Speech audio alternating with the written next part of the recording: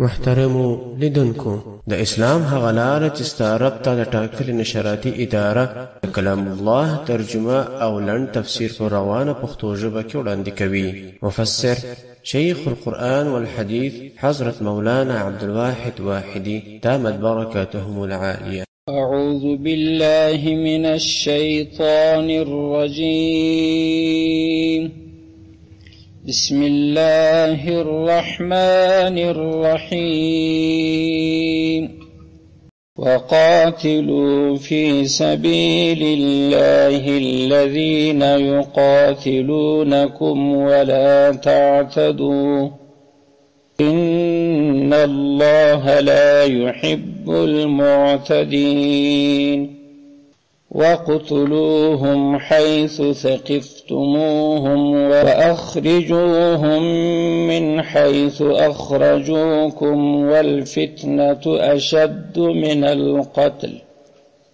ولا تقاتلوهم عند المسجد الحرام حتى يقاتلوكم فيه فإن قاتلوكم فاقتلوهم كذلك جزاء الكافرين. فإن انتهوا فإن الله غفور رحيم. صدق الله العلي العظيم. اول دا غایتونه چې وسمه تلاوت کړه دا د 190 آیات څخه شروع. اصلي دا حکم چې دی تر 194 آیات تر پای پورې دی، لیکن اوس پر موږ خبره نه سو رسولای د 190 څخه نو 192 دغه آیاتونه رابطه د ما قبل سره دا دی. هلته د پرون په خبره کې ذکر سو چې دا میاشتې د څه دپاره جعله ول دا خو دا ټاکلي وختونه چې د خلکو د معاملاتو دپاره او د حج دپاره. نو اوس غواړي چې د حج احکام بیان کړي. نو اصلا د حج مسلې ته متوجه ده خبره، لیکن خو دلته د حج و د عمرې په احرام کې یو مسله پیښه شوې ده په هغه وختو کې د جهاد. نو دلته په د مابینځ کې د جهاد مسله مروجه کنه اصلي چې دغه د جهاد خبره اوس خلاصه سي بره د حج احکام شروع کیږي. خیر، لیکن دا یو عارضه پیښه وه د نفس د جهاد اصلي بحث چې دی په قرآن کریم کې مفصل په سورة انفال کې راځي، په سورة محمد کې راځي، مفصل بحثونه یې هلته دي. دلته یې فقط مازې یو نمونه غوندې دله کوی مشت نمونه یې خروار. د دې دپاره نو یو مقدمه ضروري ده. بره په دغه آیاتو موږ پوهېږو.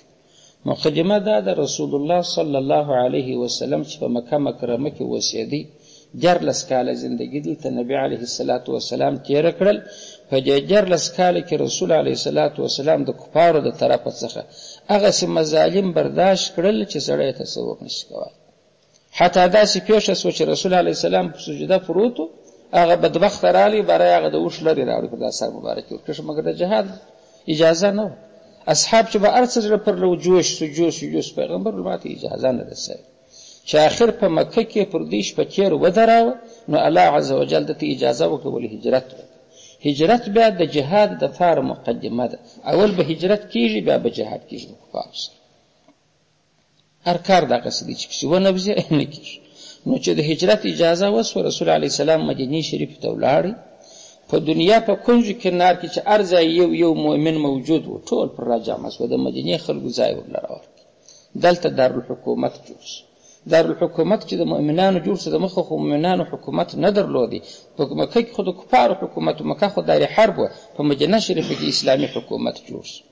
او د رسول علیه السلام د دغه ورځې څخه چې دی د مکې څخه ووتی د مسلمانانو دغه تاریخ د دغې ورځې څخه شروع دی. نن یې اوله ده د هجرت، دویمه ده د هجرت، درېیمه ده د هجرت، میاشت پر اسوه، کال پر اسوه، بل کال پر اسوه. دغه د هجرت تاریخ نو په 2 ډوله لیکل کېږي. دا به بیا تاسې زده کړئ د تاریخ دپاره.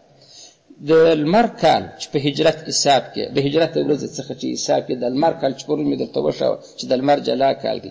اوس یې 1498 کال دی هجري شمسي. که د سپوږمۍ په کال حساب کې اوس یې 1440 کال دی د سپوږمۍ په کال. ګوره څونه فرق دی. دا فرق یې ولې رالی خو د سپوږمۍ کال کوچنی دی د لمر کال نو کې غټ دی دغونه کلونه د هغې ورځې کېږي د مسلمانانو تاریخ د هغه ورځې څخه راشروع یو بیا دا بله سنه ده د 2019 ورته وایه که 2018 خوا د ختم شول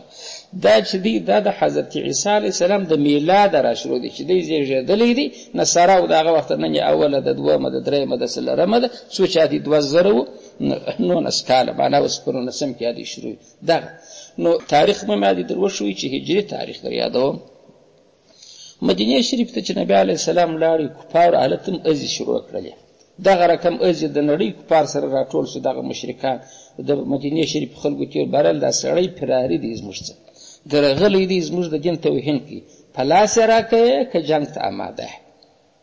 د مدینه شریف خلکو چې دی د نبی علیه السلام سره تعهد وکړي چې بالکل ډاډه اوسه چې زموږ عیال پر تا باندې خاورې نیسي زموږ کور او ټبر پر تا خاورې نیسي د هغه وخت په لاس ولا کوه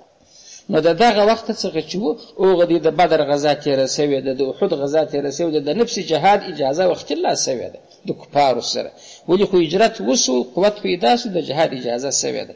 اوس دغه آیات چې دي سره دي چې دا لومړنۍ د جهاد اجازه دغه ده دا نه د اجازه وخت سوې ده د جهاد مسله بل پیش هغه بیا ده چې رسول الله صلی الله علیه وسلم خوب ولیدي په خپل خوب کې لیدل چې مکې ته راغلی پر مکه باندې طواف کوي صفا او مروه د عرفات او هغه هدیه الله لې دا خوب چې ولید د نبیان خوب خو رښتیا کذب نه پکې کې راځي مګر خو رسول الله سلام ته الله په دا خوب کې وخت نور ورشي چې په کم کار نفس دا یې ولیدل چې دا کار به کېږي چې به مکې ته بیرته ځي نبی علیه الصلاة والسلام خو یو د خپل خوب په خاطر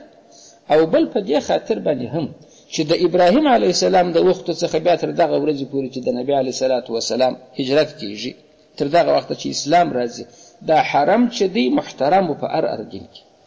جنگ پکې کې حرام دا د سنت چې یوازې اسلام دلته جنگ حرام کې د کفارو په هغه شرکیه عقیده کې دغه چې دا علاقه حرام ده د دې باید احترام وسیل ته باید جنگ وجدل ونسی د ابراهیم علیه السلام د وخت څخه شریعت هم دغه سره روان نو د حرم احترام دا یو مسله بل مسله ده په کال کې 4 میاشتې هغه میاشتو ته اشهر الحرم وایي 4 دا درې پر لپسې دي وایي جلاد دا پر لپسې چې دي هغه ذوالقعده ذوالحجه محرم دا درې پر لپسې شي بل رجب د چې در برات د مخه دغه 4 میاشتې اشهر الحرم ځکه وایي چې په دغه میاشتو کې یو پر بل باندې جنگ او تعارض حرام جنگ باندې کیږي نو اوس په حرم کې د جنگ د پاره چې یو خو د حرم د خاطر جنگ حرام دی دا یو بل د چا د خاطر حرام دی هغه به هغه دی د 4 میاشتې به حرم نه غواړي برکه حرامي که غیر حرامي دا جنگ بر حرام دی جهاد نه کول کیږي کله په مضمون کې وس پیدا نو حج خو په د اشهر الحرم کې کېږي خو یو د کښنی اختر میاشت نو بس معنی وري اختر په دغه کې د حج شوی نو دوه حرمت سره یو ځای کېږي به حرم حرمت وي ام به د میاشت حرمت نو پیغمبر علی السلام اعلان وکړي پشپژم کال د هجرت ګوري د هجرت سره ما درته وشو چې معنا د هجرت شپږ کاله تیر شوي دي ډېرې غزوات په دغه مابین کې شوي دي جهادونه خو شوي دي برای ول چې زو عمرې ته د خیر سره ښکار بس خلک ځانونه تیار کړي هجې دي برابرې کې زو خلکو تو وایي چې څوک چې رسول الله سلام سره رسول الله سلام عمرې ته ځي په دې مسلمانانو کې ځینې کسان هغه چې د اسلام حکم یې براوي زما ګټه د کمرم کپای مدارک ځینې کسان انصابګر دي صبر ته کې چې دا په عقل سره چلیږي کنه چلیږي نو په هغه وخت کې مغه ضعیف مؤمنان چې و بهر ویل ولزانه د غاړي دا نور خو لیونیان دي سره زی د مکه د خلکو ستایز په بدر کې اویانه پر دا اویانه پر ځین بردار کړ رئیسان یې ورمړ کړ په خو دغه پلرګنی کې وجلې ده هغه د مکه د خلکو سره سرداران دي وجلې دي ته وس الایره ورځي الته احرام به تړل په احرام کې جنگ نه کیږي لاس تړلې ځان په لاس ورکه په خدای چې یو د مکه په دروازه کې الله کې چې کوي چې ورسره زی نو دا ځان ته چې هوښیار وای چالاک وای سیاست دان وای هغه بار نه وایل یا وایل ځان الته د څغول دنګ واچ او چې د پردي به واټ کلو او دا جذباچان مؤمنان چې وغه بس پیغمبر علی السلام په مشتیاري در سره زو تقریبا 1400 نفر په روایتو کې راځي دغه قدر پیداګر د مسلمانانو کې دغه تر وته چې تیار شو نبی علی السلام ته ورځه احرامونه وتړل را روان شول سده پر مکه پر لار کې ډیر خلکو مشورې ورکړې نبی علی السلام ته برای ول داخلك په تباکه چې ورسې نو د مکې د خلکو سره مال د احد جنګ تېر شوی دی، د بدر جنګ تېر شوی دی، مړي د خدای در آباده شوي دي، ته اوس چې د پلار قاتل یې چې ورسې دا د دې د بوتانو سپکاوی یې لام کړي دي، هغه منې هم نه. نو ته خو بې اصلحې یې، ته خو د جنګ دپاره نه ځې، د جنګ په هدف مؤمنان نه دي رسېږي، خو احرام یې تړلی دی. نو حاجي خو چې دی بر اصلحه نه ورسره وي، نو دا ژوندي په لاس ورکړه ګرده په خدای حلال کړي. پیغمبر علیه السلام ما خوب لیدلی دی، ځم نو رالی پر لارې چې کم کلي په مخ کې هغو مشوره ورکړه چې دا کار مه کوه. رسول علیه السلام چې حدیبیې ته رارسېدی، حدیبیې تر مکې داسې یو 10 کیلومتره اخواته ده، مکې ته باره داخلېږي. دا مې یو څه په حرم کې داخله ده، یو څه نه ده داخله، دا د حدیبیې علاقه، دا لکه یو فرض لکه دونه غټه علاقه لکه چې موږ وایو مثال په طور پښتون آباد، نیمه یې په حرم کې داخل، نیمه یې نه داخل. دلته نبي علیه الصلاة والسلام چې راتلی د مشرکانو د طرفه استازي ورغلل. مشرکان بیا د دوه جهانو درمنځ سوله. خلک وایي چې وایي که پورته ګورې پاڼډې، که ښکته ګورې پړانګ. مشرکان ویل چې که اوس رایلک و عمرې ته، خو زموږ چې د پدر پیغور پرېښوي، بره به سبا خلک پیغور راکوي، بره وایي ستا د پلار قاتل رالی، ستا د کور مخ ته یې پر کعبه طوافونه کول، تا غږ نه ورته کوه، سترګې دې مړې نیولې وې. نو دا پیغور زه وړای سم. نو د عربو خو د مشرکانو خو هغه غیرت و چې د نبي علیه السلام اکا ابوطالب مړ کېدی، پیغمبر د زارۍ ورته ویل چې کلمه ماضي ووایه. د اولیا بیا به خلک وایي د اوره بېرېږي، د دوزخه بېرېږي. نو خو غرور یې پر هغه رقم. دلته دې پیغور ته چې بیا وکته چې دا خو په پیړۍ کې به موږ ته دا پیغور پروت چې ښه د پلرو قاتلان مو د دې د کور مخ ته ګرځېدله، طوافونه یې کول، اسلحه م نه ورڅخه تا غږ نه ورته کاوه. دا پیغور وړای سي پر ځان. ګور د اولیا بهرحال ښه بله خبر بیا دا ده که ګرځه په جهان کې جرنګ بجېږي، باره د خدای د کعبې څخه لګرځي، عبادت نه کوي. مال دا د اوغ ابراهیم علیه السلام د وخت روانه وه دا خبره چې د حج څوک نه چا ګرځولی شو، او دا هم ځکه د حرامه جنګ هم نه کېدی. بهرحال نو اوس یې د مکې مخ ته باره لالهیې وژنې یې، که مړ کې رنګ دې بجېږي، باره د خدای کعبې ته خلک نه پرېږدي و عبادت ته یې نه پرېږدي، که را پرېږدي باره بیا دا پیغور درکړي چې د پلار قاتل دې درته ګرځي، ته غږ نه ورته کوي. مشوره چې مشرکانو سره وکړ، باره درځي چې مخ ته وروځو خبره ورسره وکړو. دا هغو د حدیبیې مقام ته راغله، باره نبی علیه الصلاة والسلام مبارک او اصحاب کرام را ټول سوه، ناست و، د دې مشران هم دلته راغله کښېنسته سره. نبی علیه السلام چې ورته څنګه راغلی، اراده دې څه ده؟ رسول علیه السلام ویل ما ته وګورئ، ما احرام تړلی دی، زما ټول انډیوالانو احرام تړلی دی، د یوه سره به یو غشي و تور شی به نه وي ورڅخه چې جنګ د جنګ په نیت موږ نه یو راغلي، عبادت دلته کوو. بهرحال تا مخکې مشوره نه ده کړې، خود سره را روان سوی، اوس موږ ته غټ پیغور جوړی، نو دا کار نه کېږي. نو دا کیسه اوږده ده، په تفصیل د خیر بیا په سورت فتحه کې په تفصیل باره بیا ډېرې اوبه جزیات دا لري. باره ما هغه خلص ځای درته وایم. نو ول څنګه به وو؟ باره ویل بس اوس به د خیره سږ کال ولاړ شي، بېرته احرامونه مو مات کړي، بس پر کال یې زموږ سره کول، 3 ورځې وخت ورکوو، اسلحې به نه راوړي، 3 ورځې باره راسي په دغه وخت کې چې دا اوس راغلي یاست، دا خو د میانۍ میاشتې ذوالقعده وه چې دې را روان سوي د عمرې په نیت. بهرحال به خپله عمره به وکړي 3 ورځې، په هغه کې هم شرایط ولګول، هغه بیا موږ دا کیسه ده، بېرته به چابک به راځي چې 3 ورځې به الله وخت نه درکوو، سږه ولاکه راځه وکړي، بس بیا جنګ. پیغمبر علیه الصلاة والسلام فکر په خبره کې ووهه، بهرحال سیې دي قرارداد یې ولیکئ چې بس سږ کال یې موږ نه کوو، احرامونه خلاصوو، هدي چې مو راوستلي دي هغه شکریې هغه به د لې حلالې کړو. خو دا سوال وارجېږي چې حج خو بې حرمه نه حلالېږي، هغه ما درته ویله چې حدیبیه یو څه په حرم کې ده، دلته به حلالې کوو ورځو. نو د نبي علیه السلام اصحاب چې جذباتیان خلک وو، په دې کې هر یو به دا رقم سو، برای په ذهن کې په دا قرارداد کې داسې شرطونه کښېښول سو چې هغه ظاهره د مسلمانانو تاوان، ګرد د شرطونه د کفارو د خوا او د مسلمانانو د خوا یو شرط لا نه و. حضرت عمر صاحب ځغاستې باره به ویل زموږ دین پر حق دی که نه دی؟ هر یو ورته بېشکه پر حق دی. بهرحال دا رقم شرطونه تاکیدي چې د کافر غزه منم، دا زه نسم منلی. نبی علیه الصلاة والسلام به اریان ورته تللي وو، پیغمبر علیه السلام پر ځانونه حلال کې حلال دا باندې سر وخورئ چې ځو، اصحاب به نه حلالاوه ځان والله یا دلته موږ که جنګ کوي جنګ ورسره کوو، عمره به کوو برابر. رسول الله صلی الله علیه وسلم ته خپلې کوروالا بیبي چې ورسره وه هغې مشوره ورلره ورکړه، باره ویل نیکې خلک وربوزه په خپله ځان حلال که چې تا وویني باره یې تمه خیږي. نو هغه چې دی مبارک راووتی دلې باره خپل سروار د واره چا وخوره حج یې وکړه،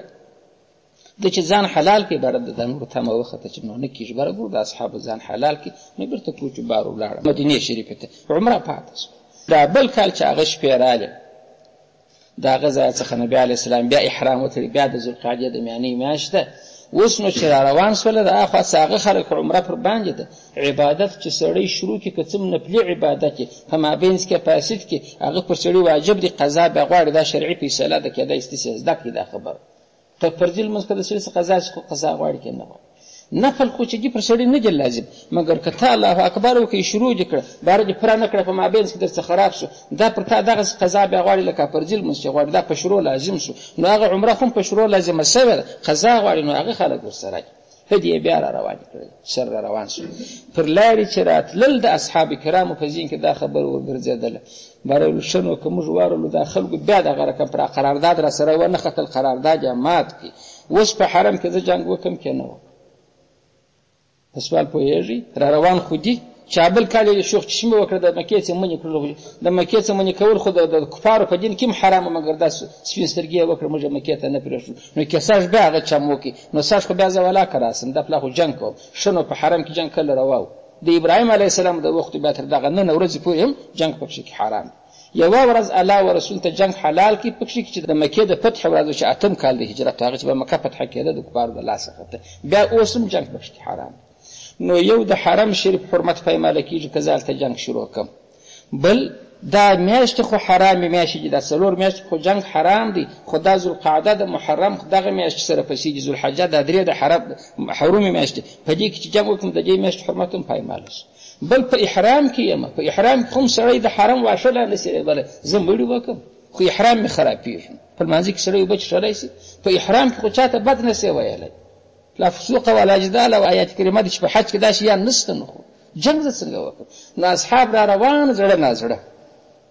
په زړه کې بس د خلکو په چول ناولې لاس ګرځېدي چې دا که جنګ پېښ شو زه به څه کوم په اگر د ګناهو کې کېږم هم به د مکې د حرم احترام پایمالي هم به د څلورو میاشتو احترام پایمالي هم به زما د احرام احترام پایمالي رب العزت دلته دغه جواز ورکوي چې که ده دا پلا قرارداد مات کړي دغسې پر وله بالا پاک مه کوه چې د مکې په دروازه کې ولاړې ولی اوس په مضمون پوه شواست دا جواز د دغه وخت یو مطلق جهاد دی هغه وختي لا اعلان سوی دی د بدر جنګ سوی دی د احد د قرارداد وروسته چې دی چې مسلمان د کافر سره قرارداد وکړي بیا مسلمان ته جنګ جایز نه دی تر څو چې هغه کافر دغه معاهده ماته نه کړي او که تا ماتول معاهده بیا نو خبر ورلره ورکړه چې وروره ما چې تا سره قرارداد کړی زه په خپل قرارداد نه خېږم په مضمون تاسې اوس وپوهېدلاست د آیات مضمون دغه سو مؤمنانو ته جواز ورکوي د جنګ په کوم شرط یې ورکوي برای که دوی پر تا تعارض وکړي که دوی ونه کړي تا ته ناروا ده دا ځای باید بیا بل ځای تطبیق نه کوي چې باروا د هر کافر سره چې دی جنګ ونه کړي جنګ ناروا دی هغه نه دا خو د قرارداد مسله ده د نور کفارو سره موږ قرارداد نه لرو هغه که دی جنګ کوي که نه کوي جهاد ورسره جایز دی یا چې تا قرارداد ورسره لیکلی د هغه حکم دغه دی که ده شروع وکړه کولی شي که ده شروع ونه کړه نه شي کولی مګر بیا هم که زړه ورته شک دی چې یا زه کوم بیا نو شریعت وایي خیانت حرام دی داسې مه کوه چې ته قرارداد ورسره وکړې چې زه به لکه غږ درته وکړم په تا کار نه لرم بیا راولاړ سې مړې ته دا حرام دی نو یې خبر کړه بره ورته چې وروره د دې په ایسته زما هغه قرارداد چې ما ستا سره کړی زما د خوا در مات دي که هر ځای په لاس رالې پرېږدي ولا کړدم چې ده ته خبر ورسېدی هغه هم دا نه منه چې ما ځای باچا خبر شو چې د دې ګرد ملت خبر شو چې مسلمانان زموږ سره بلا جوړه نه کړي باره بیا تا ته روا دي چې جهاد وکړي نو دغه د قرارداد ځای در یادوي اصحاب پر لارې را روان دي څه چم کوي د عمرة القضا دپاره راځي مکې ته دلته چې دی وام اخیستی دي چې مانا که جنګ پیښ څه به کوو دغسې بیان دی الله فرمایي وقاتلو تاسې جنګ وکړئ وژل وکړئ فی سبیل الله په لاره کې د الله د چا سره الذین د هغه کسانو سره یقاتلونه چې همدوی جنګ کوي کوم ستاسې سره که ده جنګ کاوه ده د جنګ دا ناوخته نه پرېښولې برای مړ کړه مخکې نه دي ورته ویلي چې دغسې یې مړ کړه ادي شرط یې ورسره کښېښه وقاتلو وجنګېږئ جنګ وژل وکړئ فی سبیل الله د الله په لاره کې د فی سبیل الله سبب بله مسله زده کړي هغه بیا دا ده په اوس زمانه کې ځینې کسان دي جنګونه کوي خپل د قوم لوړوالی غواړي باره وایي دا پلاله عجبه ده دغه د امارت موږ ته یې رتبه راکړې ده دا که مو د لاسه دا پلا ووتله بیا پلاني قوم ته رسېږي دغه جهاد فی سبیل الله نه دی مخې په توب که د قوم دپاره جنګېږي که د مرتبې د قومندانۍ دپاره جنګېږي که د مال دپاره جنګېږي یا وایي زموږ د قوم به ستا هلته ډېر اډ مځکه پاته ده دغه مځکه بل رقم نه کېږي چې زه قومنداني ونه ګټم دا ټوله فی سبیل الله ده فی سبیل الله دغه دي چې صرف په صرف دې په ذهن کې څوک نیولی د دین د الله پاک چې دغه د الله پاک دین حکمران سي دغه ته فی سبیل الله وایي نو جهاد جنګ هر جنګ ته جهاد نه سو ویلی هغه جنګ ته جهاد ویلی سو چې هدف یې د الله پاک د کلمې لوړول د الله پاک د دین وړول بس دغه ته بیا جهاد وایي نو جنګ وکړي فی سبیل الله په لار کې د الله الذین هغه د کسانو سره وکړي یقاتلون چې دوی جنګ کوي کوم ستاسې سره ولا تعتدو الله وایي تاسې تجاوز مه کوئ تجاوز دا دی چې هغه یې نه کوي چې کوي جنګ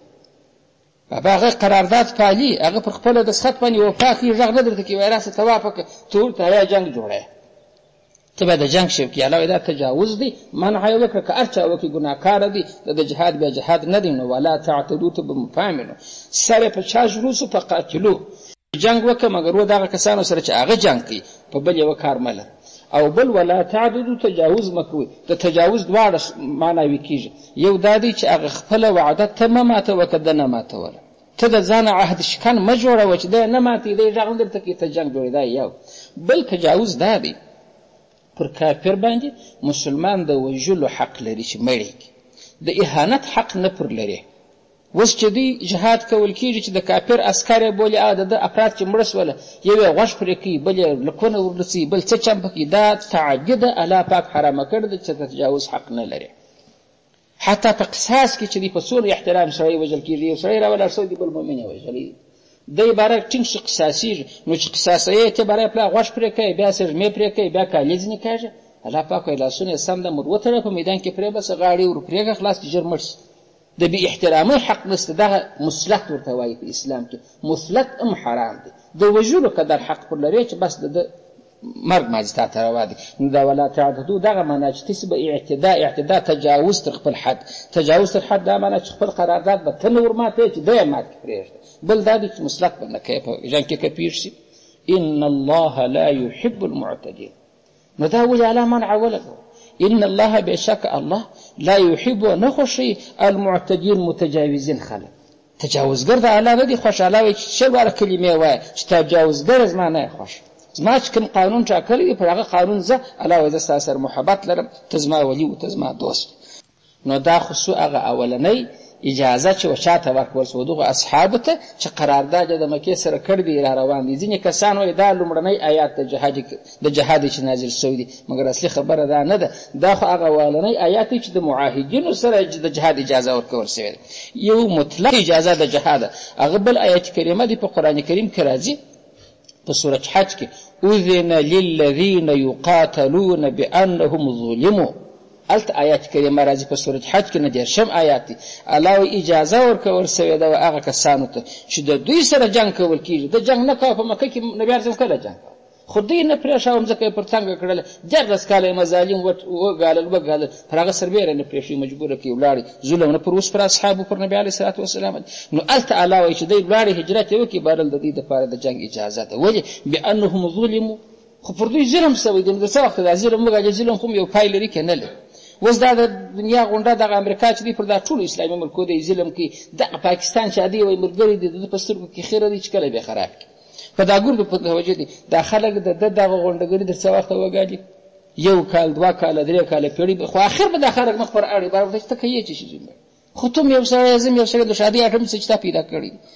بل چا ته نه پرېږدم زه بیا لرم پروا نه لري چې ما سره راڅخي لکه زما ایسار په ته ورزه پایلو چې یم بدماش یم زما څه چاړه راڅخه ده تا که چاړه جوړول ستا هغې نه زه بندم ته بیا نه جوړه بیا ما په ویې نو دا شیان چې دي دا ظلم در پایه پورې نه ګالل کېږي نو الله پاک په هغه آیت کریمه کوي اذن للذین یقاتلون اجازه ورکول سوې ده هغه کسانو ته چې د دوی سره جنګ کېږي ولې بانهم ظلمو خو مظلوم دي نو د جهاد اجازه ته هجرت وروسته هغه په هغه آیات ثابته ده دغه لومړنی آیات د جهاد نه دي دا د هغه خلکو په باره کې لومړنی آیات چې قرارداد ورسره کړی سوی دی او د کافر جهاد په دې مشروط نه دی چې خامخا که ده کوه ته بیا کوې که ده نه کوه ته بیا نه کوې هغه د معاهد غې په دغه مشروط دی چې تا قرارداد لیکلی د هغه دپاره دا شرط دی که ده کوه ته بیا کوې که ده نه کوه ته بیا نه کوې یو مطلق کافر دی چې ستا قرارداد نه ورسره هغه که دی کوي که نه کوي تا ته جایزه ده چې جهاد ورسره وکړې دا آیت کریمه خو خلاص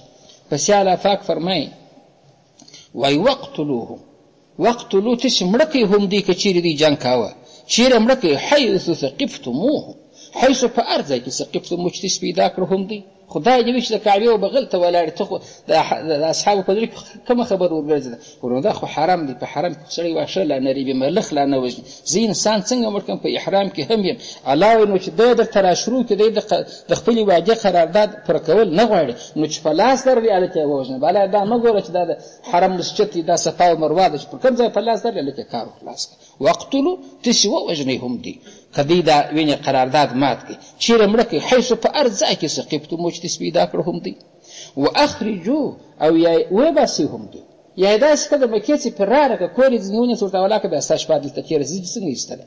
واخرجو وباسي هم دی پرې راغله کړي من حیث د هغه ځای څخه اخرجو چې دوی ایستلي یاست کوم تاسې چې تېره ایستلی د نبي علیه السلام څخه د مکه و چا پرېښوله؟ خو دوی په پرېښود. نو چې ده دغه د سپین سترګي یې پله هلته کړې ده، اوس بیا قرارداد ماتوي. الله وایي که په دغه حرم کې مړ کاوه مړ یې کړه، که د جنګ کاوه، او که د پسې اخیستلو مسله او پسې واخلی سې وباسه. والفتنة اشد من القتل. د دې دلیل وایي چې دا نو ولې؟ نو الله پاک دی چې قرارداد ماتوي، دا قرارداد ماتول دا ښه کار دی؟ بابا دا فتنه ده. ته چې زما سره قرارداد کوې بیا بېرته قرارداد ماتوې، خو معلومداره د جنګ به څري ته وایې خاشه وایې، دې ته فتنه ویل کېږي. الله وایي نو فتنه در قتل بده ده. ته به دا ماته نه وایې حرم شریف یې داسې په وینو لړلی و، همدا د صفا او مروه نس کې لا وینې پرتې وې. دا مسلمانان خو دی رقم خلک دي. الله وایي د دې فتنې ته نه ګورې؟ قرارداد یې کړی دی، عمرې ته مې نه پرېږدي. قرارداد یې کړی دی، بېرته یې ماتوي. نو هغه فتنه ډېره بولې که قتل؟ الله وایي هغه پر بده د قتل دونه بد کار نه دی لکه هغه کار چې بد. یا والفتنه څخه ځینې علما شرک اخلي چې فتنه و دغه شرک چې د په زړه کې دی دغه بد دی تر دې قتل. قتل خو یو سړی دی مړ کوي، د سړي په باره کې عادي واده د روح تباه شو، هغه د چې د الله حق پیمانه کړي، د الله سره شریک ته راوړي، هغه ټول څوک نه ګوري. نو کېدای شي مضمون ته متوجه اوسه. د ورفتنه څو ترجمې شوې دوې. والفتنه دا شرک چې د دوی سره شته، اول فتنه دغه د قرارداد ماتول چې دی کوي، دغه دواړې اشد دا ډېرې بدې دي من القتل تر قتل. خو هغه خبرې بدې دي، هغه ته خلک نه ګوري، وقتل ته ګوري. الله وایي سم ده مې مړ کړي سره حرم ځینې صفا کړي. ولا تقاتلوهم، پس یې راوایي ولا تقاتلو، تاسې جنګ مه کوئ هم د دوی سره عند المسجد الحرام، په نیز د مسجد حرام. مسجد حرام هسې د اګر د حرم را دی، یوازې کعبه چې پکښې ولاړه ده دغه ځای نه. دلته جنګ مه کوئ. بیا علاوه درته وایم حتی یقاتلوکم فیه، تر هغه وخته یقاتلو چې دوی جنګ کوي کوم ستاسې سره فیه په دغه مسجد حرام کې. ګوره دا خبره بیا را وګرځوله چې په حرم کې هم جنګ مه کوه، که ده نه کوه، که ده لاس ور واچوه د حرم احترام یې نه ساتي، تاسې هم مړه کوي. که ده کوي هغه د الله ما اجازه ده، که چې په هر ځای چې په لاس راغلي بېرته ګوره فإن قاتلو،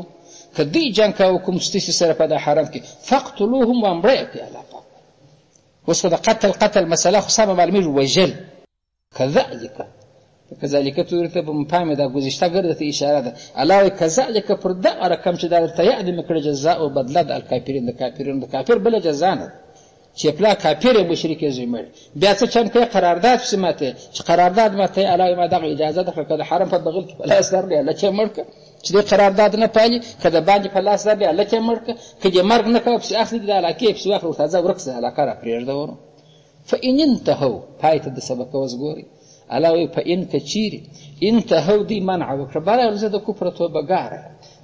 نه قرارداد ماتوم نه بالا کفر کوم. فإن الله غفور رحیم. الله وایي بیا نو زما دروازې خلاصي. د سلو کالو کافر که جوړ کړي ما الله وایي راځي. آیت پای ته مو پام دی. د سلو کالو کافر، پدري کافر، تاریخي کافر که جوړ الله وایي زما سره کړي، څه معنی د خپله شرکه منع کړي، د پیغمبر د مقابلې څه منع کړي. الله پاک داسې نه وایي چې ما زه غږ نه ورته کوم. ان الله غفور، پسې رحیم ورسره ملګري کړي. الله وایي درجې هم چې وربلندوم، زه بیا دغه ته نه ګورم چې اصل کاله چې کفر کړی دی، اصل کاله چې زناوي کړي، اصل کاله چې فلانی کړي. دی یې واقعي جوړوي که پیش. فإن انتهوا، فإن کچیر انتهوا دغو کفار منع وکړه د کفر څخه، موږ کفر نه کوو، قرارداد یې نه ماتاوه، خپل ګناوي شرکیات یې پرېښول. نو الله وایي زما د طرفه کومه خبره ده؟ فإن الله بشک الله غفور بخښونکی دی د دوی د ټولو ګناهو. ګناوې خو به یې ور وبخښه، که تا نو فقط ګناه را وبخښله درجې و شی خو نو ماته نه راکوي، خو نو زه مجرم. الله وایي رحیم، الله مهربانه دی، نعمتونه پسې ورکوي د جنت، په جنتونو کې درجې پسې ورلره ورکوي. نو د الله د طرفه جوړه بیخي کېږي، خو که بنده جوړه وکړي که د دې خوا اوس جوړه وشي نو تر دې ځایه پورې دا د جهاد حکم و د کوم کافر په مقابله کې چې قرارداد ورسره سوی د قراردادي کافر سره جنګ ناروا دی تر څو چې یا ته دته مخکې خبر ورلره ورنکې یا دی حکم مات نه کړي که ده مات کړي حکم هم تا ته روا سوه او یا که تا ماتوه خبر دې ورکړي هم درته روا سوه اوس خو دا قصه د هغه سره اړه درلوده چې اصحاب را روان دي کعبې ته راځي حرم ته راځي دلته عمره کوي په زړه کې لاس ګرځي چې زه به څه کوم هلته الله وختي لا دا آیتونه ورته نازل کړي چې ستا دپاره لار پراخه ده بس بلکل بېغمه پر ورځه که چا غږ درته کاوه بس جواب یې ورکوه بله دغه ته مه ګوره چې دا حرم دی یا نه دی په احرام کې هم یا نه یم دا 4 میاشتې دي یا نه دي بله مسله دلته دا زده کړئ دغه 4 میاشتې چې دا جنګ پکښې کې حرام هغه حرمت اوس منسوخه دی اوس دا حکم نه دی اوس د کال سر کال کې جهاد جایز دی دا بیا منسوخه سو په نور آیاتو په نور احادیثو باندې مګر بیا هم کتابونه د فقه وایي که مسلمانانو په دا 4 میاشتې کې جنګ نه کاوه ښه کار خو دی که وکړي ګناهکاره نه دی د مخه خو کړی وایي حرام کار و ګناهکاره کېدی ناروا و نو هغه د جنګ حرمت د جهاد حرمت په دغه 4 میاشتو کې هغه اوس منسوخه سوی دی حرام نه دی د هغو میاشتو حرمت ولاړې چې جهاد پکښې حرام و نفس عزت یې نه دی تللی اوس هم معززې میاشتې دي میانې ښه میاشت ده د لوی اختر ښه میاشت ده حسن حسین ښه میاشت ده رجب د خدای تعالی ښه میاشت ده د دې ګردو احترام باید وسي عزت یې باید وسي نو که جنګ دی په دغو میاشتو کې نه کوه خو اولا کار دی وام کې کاوه سړی ګناه نسي ورته ویلی کېدای شي په مضمون پوهېږي دغه مسلې ته به مو بیا پامې په کتابو کې به بیا کېدای شي ژر نه کوي پیدا چې د دغه 4 میاشتې خو جنګ حرام و چې دا اوس روا سو که نه سو روا دلته ما درته وشول چې دا منسوخه سوی دی حرمت یې اوس نسته د جهاد په دا 4 میاشتو کې 100 کال جهاد روا دی د هغه کافر په مقابله کې چې ته قرارداد نه لرې ورسره که دې قرارداد وکړي په قرارداد کې بیا خیانت درته حرام دی داسې نسي کېدلی چې قرارداد یې ته ورځغلې بیا حمله پر کړي حمله به بیا نسي پر کولی بیا به خبره یې چې وروره زه د قرارداد پایبنده نه یم دکه ماتاوه ماتې کوي ور د ور بیا ساده خوا اعلان نه غواړي بالا جنګ ورسره وکړه واخر دعوانا الحمدلله